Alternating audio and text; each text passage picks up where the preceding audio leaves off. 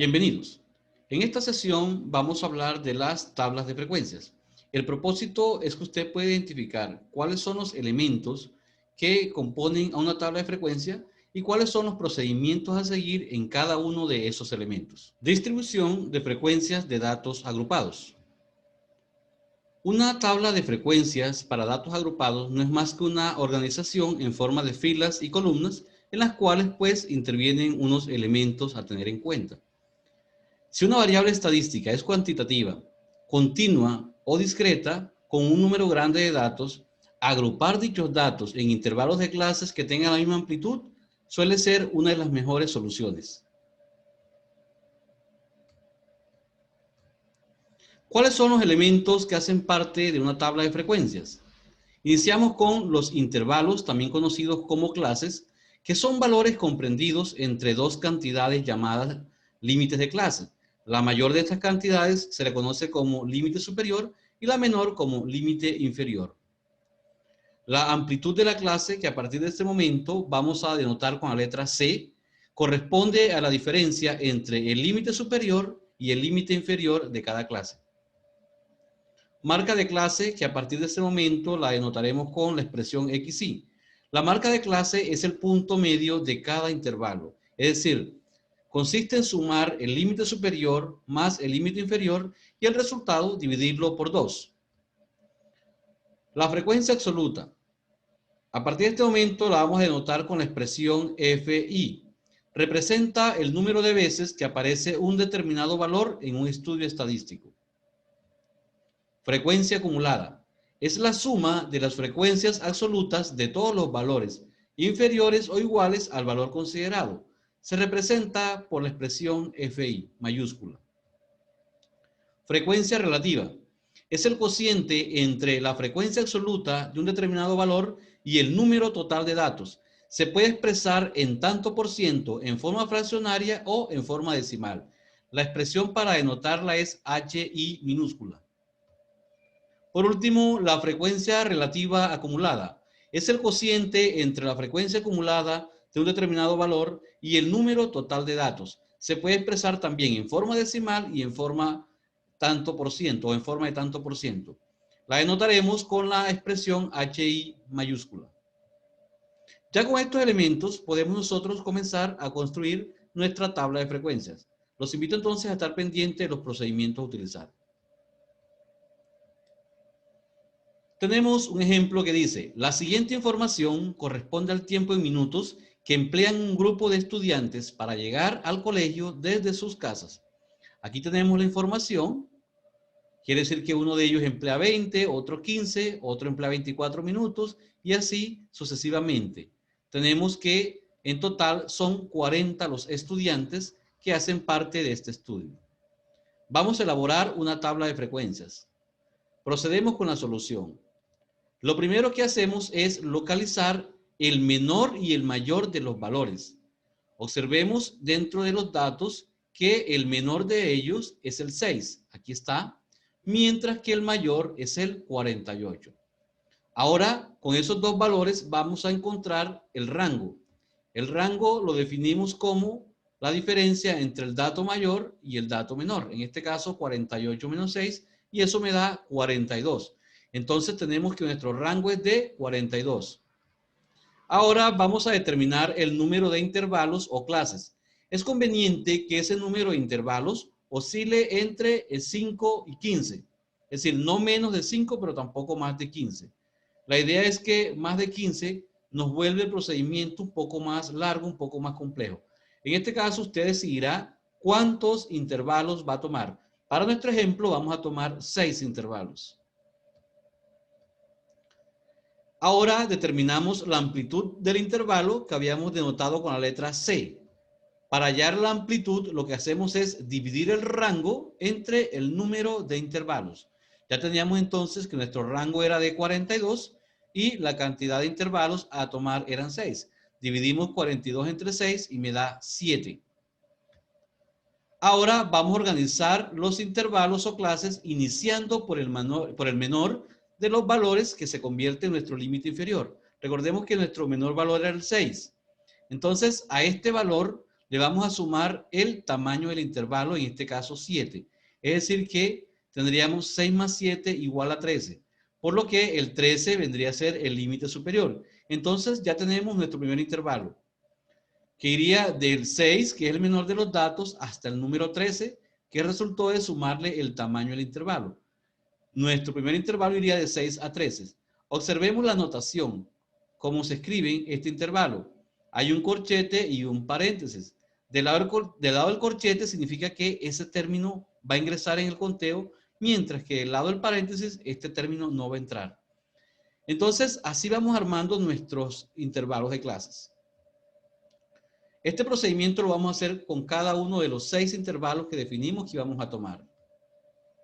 Ahora vamos a determinar el valor de las marcas de clases para cada uno de los intervalos. Recordemos que para esto se suman los límites inferior y superior y el resultado se divide por 2.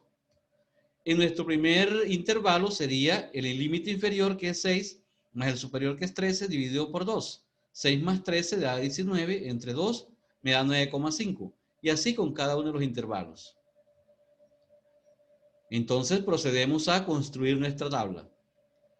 Diseñamos una primera columna que vamos a llamar intervalos, y ahí vamos a organizar los intervalos. Recuerden que ya hemos hablado que nuestro primer intervalo era de 6 a 13. Ahora vamos con nuestro segundo intervalo. Partimos de 13, le sumamos 7, sería 13 más 7, 20. Nuestro segundo intervalo iría de 13 hasta 20. Y así nuestro tercer intervalo iría de 20 a 27. Nuestro cuarto de 27 a 34. El siguiente de 34 a 41 y el siguiente de 41 a 48. Como vemos, aquí tenemos los 6 intervalos que habíamos establecido inicialmente. Ahora procedemos a construir otra columna donde van a ubicarse las marcas de clase. Recuerden que las marcas de clase consisten en sumar el límite inferior de cada intervalo con el superior y el resultado dividirlo por 2. 6 más 13 da 19, entre 2 me da 9,5. Luego 13 más 20 me da 33, entre 2 me da 16,5. 20 más 27, 47, entre 2, 23,5. Y así consecutivamente con cada uno de estos. Sumamos los límites y dividimos por 2 y me da el resultado de las marcas de clase. La siguiente columna que vamos a construir es la de la frecuencia absoluta, que la denotamos con la letra FI minúscula. Entonces, esto sale del conteo de cada uno de los valores comprendidos entre 6 y 13. Pero decíamos que del lado donde está el paréntesis, ese valor no se va a incluir. Por lo tanto, en vez de 13, realmente vamos a hacer el conteo entre 6 y 12. Contamos cada uno de los elementos comprendidos entre 6 y 12. Buscamos acá ¿dónde encontramos esos datos? Aquí tenemos el primer 6. Recuerden que vamos a contar de 6 a 12. Aquí tenemos 1. Acá tenemos otro valor que es 11, serían 2. Acá tenemos el 7, serían 3. Acá no hay, aquí tampoco y aquí tampoco. En total, entre 6 y 12 hay 3 valores. Ahí lo anotamos en la columna de FI. Ahora vamos a hallar valores entre 13 y 19. Recuerden que el 20 no se incluye porque el paréntesis me indica que no está incluido. Entonces, entre 13 y 19. Acá no tenemos. Aquí tenemos 1, 2, 3,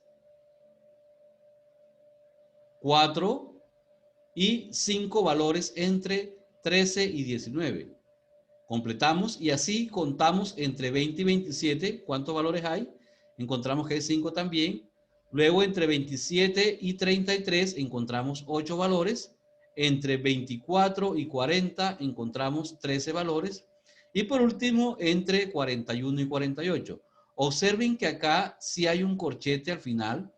Como ya 48 es el mayor valor y es el último intervalo, por lo tanto aquí sí debemos tener en cuenta al último de los valores, en este caso 48.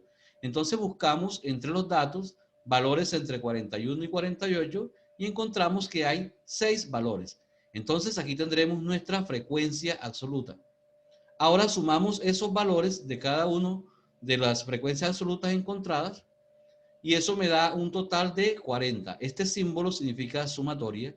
Al sumar cada uno de estos valores me dio 40. Este resultado que me da acá al sumar los valores de la frecuencia absoluta debe coincidir con el total de datos que tenemos acá. Decíamos que eran 40 estudiantes los que habían reportado la información y eso coincide con este valor. Si dado el caso no coinciden estos valores, se deberá revisar cada uno de estos conteos para ver dónde estuvo el error de contar. Ahora procedemos con otra columna que corresponde a la frecuencia absoluta acumulada, FI mayúscula. El nombre lo dice, es el acumulado de estos valores. El primer valor que se coloca es justamente el primer valor de la frecuencia absoluta, en este caso 3. Y vamos sumando los acumulados. En este caso, 5 más 3 sería 8. Luego 5 más 8 me daría 13. Luego 8 más 13 me da 21. Así diagonal, 13 más 21 da 34. 6 más 34 da 40. Debe coincidir el último valor con el total de datos. La siguiente columna corresponde a la frecuencia relativa HI. Decíamos que esta frecuencia relativa podíamos expresarla de tres maneras diferentes, como decimales, como fraccionarios y como porcentaje. Procedemos con la primera representación que va a ser en forma fraccionaria. Para esto lo que tenemos en cuenta es que se va a dividir cada uno de los valores de la frecuencia absoluta entre el total de datos. Entonces comenzamos con 3 entre el total de datos que es 40, luego 5 entre 40, luego el siguiente 5 entre 40, 8 entre 40, 3 entre 40, 6 entre 40. Y esta es la forma fraccionaria de la frecuencia relativa. También podemos escribirla como decimales. Para expresarla en decimales, simplemente lo que vamos a hacer es dividir cada uno de los valores entre el total de datos. En este caso dividimos 3 entre 40, me da 0,075. Luego 5 entre 40 me da 0,125. Y así sucesivamente vamos efectuando cada una de estas divisiones y nos va dando el resultado de acá. Si yo sumo todos estos valores decimales, debe darme 1 o por lo menos un valor sensiblemente igual a 1. Si yo sumo las fracciones, evidentemente me va a dar 1. Otra forma de expresar a la frecuencia relativa es por medio de porcentaje. Para esto simplemente lo que vamos a hacer es multiplicar cada uno de los valores de HI en decimal por 100 y le agregamos el símbolo de porcentaje. Procedemos. 0,075 por 100 me da 7,5 y le agrego porcentaje, es decir, el 7,5%. 0,125 por 100 me da 12,5 y le agrego el por ciento, y así sucesivamente cada uno de estos valores multiplicados por 100 y le agrego el 100%. Al sumar estos valores debe darme el 100% o un valor cercano al 100%. Por último, vamos a colocar la columna de la frecuencia relativa acumulada.